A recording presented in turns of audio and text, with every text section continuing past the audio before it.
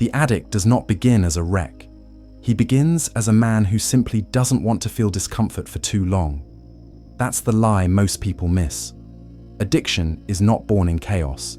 It's born in relief. Relief after stress. Relief after boredom. Relief after pressure. Relief after a long day of pretending everything is under control. At first, it looks harmless. A habit. A reward. A way to take the edge off.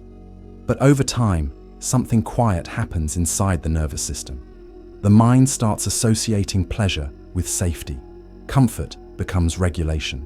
Stimulation becomes stability. And slowly, without ceremony, the man stops learning how to sit with tension. He doesn't notice it because his life still functions. He wakes up, goes to work, handles responsibilities, laughs when appropriate, smiles when required. But underneath that surface is a growing intolerance for stillness, a subtle anxiety that only shows itself when the phone is gone, the screen is off, the substance is unavailable, the pleasure is delayed. This is where addiction actually lives, not in excess, but in dependence. The addict is not weak in character, he is weakened in tolerance. He has trained his nervous system to expect escape the moment pressure appears. Any friction, emotional, mental, physical, now feels exaggerated. Boredom becomes unbearable. Silence becomes threatening. Discipline feels cruel, not because it is hard, but because the body has forgotten how to endure. And this is why addiction is so hard to self-diagnose. The man does not feel enslaved when the pleasure is available. He feels enslaved only when it's removed. That's when the restlessness appears. The irritation, the agitation, the subtle panic that says, something is missing. But what's missing is not pleasure. What's missing is self-command. The ability to remain intact without stimulation. The capacity to remain grounded without relief. There is a certain type of man who will hear this and still deny it. He will say, I'm not addicted. I can stop any time. And he might even be right, temporarily. But stopping is not the test. Staying stopped without replacing it with something stronger is. The invisible chain is revealed not by quitting, but by what happens internally when the habit is removed. Can you sit? Can you focus? Can you breathe deeply without distraction? Can you endure an evening alone with your thoughts without needing to soften the edges? Most men cannot, and that's not accidental, it's learned. Over years of choosing relief over regulation, over years of choosing comfort over confrontation, over years of telling the nervous system, we don't do discomfort here. This is how addiction forms without you noticing. There is no dramatic collapse, no rock bottom, just a gradual outsourcing of emotional control. The man no longer stabilizes himself. He consumes stability, and whatever provides that stability gains authority. It doesn't matter whether it's sex, food, porn, weed, scrolling, gambling, or endless noise. The object is irrelevant. The pattern is everything. The pattern says, I will not feel this. I will replace it. And once that pattern is reinforced enough times, pleasure stops being a choice. It becomes a reflex, a requirement, a silent ruler. That is when ownership shifts, not overnight, but incrementally, from the man to the mechanism that calms him. And here's the most dangerous part. The addict still believes he is in control because nothing has collapsed yet. He hasn't lost his job. His relationship still exists. His image remains intact. But inside, his threshold for pressure is shrinking. His capacity for delayed gratification is eroding. His ability to build anything meaningful is quietly being taxed by a system that prioritizes immediate relief over long-term command. This is why addiction is not a moral failure. It's a training failure. The nervous system has been trained to avoid strain, and anything that avoids strain eventually avoids growth. The chains are invisible because they feel good. They don't tighten when you indulge. They tighten when you try to resist. And by the time a man realizes that pleasure has become necessary instead of optional, ownership has already changed hands. Once pleasure is no longer optional, it stops being a reward and starts functioning as a command system. This is where the addict crosses an invisible threshold, not from control to chaos, but from autonomy to obedience. At this stage, the man does not consciously decide to indulge, he responds. Desire becomes a signal that demands immediate resolution, not negotiation. The body learns that urges are emergencies. The mind learns that discomfort is a problem to be solved instantly, not endured. And slowly, without force, pleasure rises in rank until it outranks purpose, discipline, and long-term thinking. The addict still believes he is choosing, but his choices are now pre-approved by relief. The trap works because pleasure rewrites priority. What once felt like a want is now experienced as a need. The language in the mind changes first. I want becomes I deserve. I deserve becomes I need this to function. The addict begins organizing his day around access, not openly, not proudly, but subtly. Tasks are delayed. Focus is fractured. Time is bent. Responsibilities are rushed or half done so that the relief can be reached sooner. And when pleasure is finally obtained, it doesn't feel like joy. It feels like exhale, like tension leaving the body, like coming back to baseline. This is the moment many men misunderstand.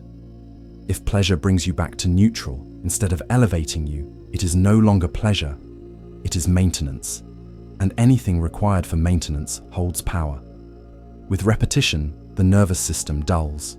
What once satisfied now barely registers. The addict is forced to escalate.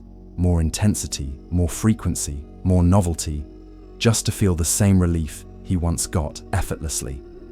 This is not greed, it is biology responding to conditioning. Dopamine no longer rewards progress, it rewards escape.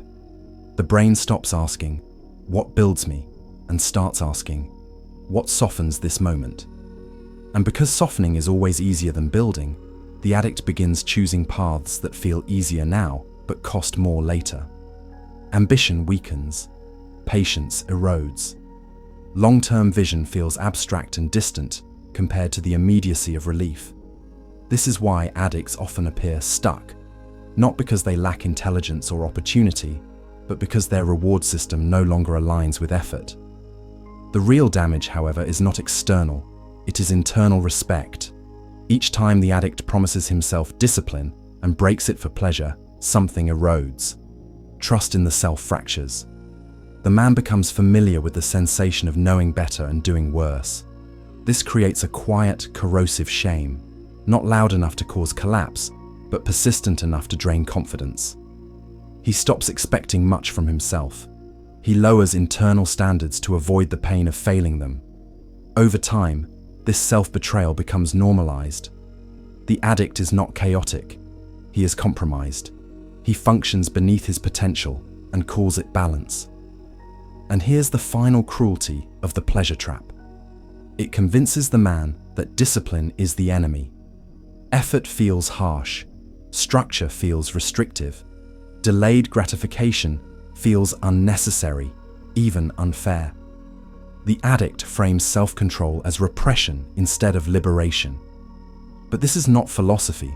It is chemistry protecting its supply. Pleasure resists replacement. It resists hierarchy. It does not want to be one value among many. It wants to be first.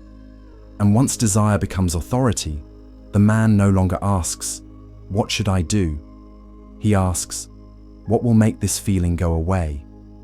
At that point, the ownership is complete. The addict is no longer chasing pleasure. Pleasure is managing him. Addiction does not end when pleasure is removed. It ends when authority is restored. This is the mistake most men make. They think the solution is abstinence, avoidance, or white-knuckled restraint. But cutting off pleasure without replacing what it provided only exposes the real issue, an inability to regulate pressure. When the habit disappears, the nervous system panics because it has lost its stabilizer. This is why most men relapse, not because they love the pleasure too much, but because they have not yet built anything stronger than it. The exit is not deprivation. The exit is retraining. The first requirement is voluntary discomfort, not chaos, not punishment, chosen strain. The man must deliberately place himself in situations where there is no relief button, where boredom, tension, and desire are allowed to exist without immediate resolution. This rewires the nervous system in the opposite direction. It teaches the body that discomfort is survivable, that nothing collapses when an urge is ignored, that pressure does not require escape. This is not philosophical, it is physiological. Every time a man resists an impulse and remains intact, authority moves back into his hands. He stops reacting and starts commanding. Desire loses urgency when it is no longer answered on demand. But discomfort alone is not enough. A vacuum will always refill. Pleasure must be demoted, not eliminated, and it can only be demoted when something outranks it. That something is mission, purpose, structure that extends beyond mood. The man who lives only inside his emotions will always be governed by whatever feels strongest in the moment. The disciplined man lives inside a hierarchy, values, objectives, responsibilities, and pleasure sits at the bottom, not the top. When a man knows what he is building, indulgence becomes expensive. It no longer feels harmless. It feels like theft, stealing time, energy, and clarity from something meaningful. This is how addiction dissolves without constant battle. Pleasure loses leverage when it no longer offers the highest reward. The addict must also rebuild self-trust. This happens through small, ruthless integrity. Do what you say you will do, especially when no one is watching and no reward is immediate. Keep promises that hurt to keep. Wake up when you said you would. Stop when you said you would. Delay when the urge says now. These acts seem insignificant, but they restore internal credibility. The man begins to believe himself again. And once self-trust returns, addiction weakens, because addiction feeds on the belief that resistance is pointless.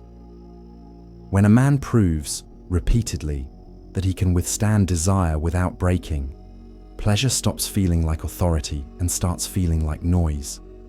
Eventually, something shifts. Pain stops feeling like punishment and starts feeling like signal. Desire stops feeling like command and starts feeling like information. The man no longer asks how to escape discomfort. He asks what it's pointing toward. This is the moment ownership fully returns. Pleasure becomes optional. Enjoyable, yes, but no longer necessary. The nervous system stabilizes internally instead of externally. The man no longer consumes relief, he generates resilience. This is the truth most men avoid. Freedom is not comfort. Freedom is capacity. The capacity to endure, to delay, to build under pressure without needing to soften the moment. The addict is owned because he outsourced that capacity to pleasure. The disciplined man is free because he reclaimed it. And once authority returns inward, addiction does not need to be fought.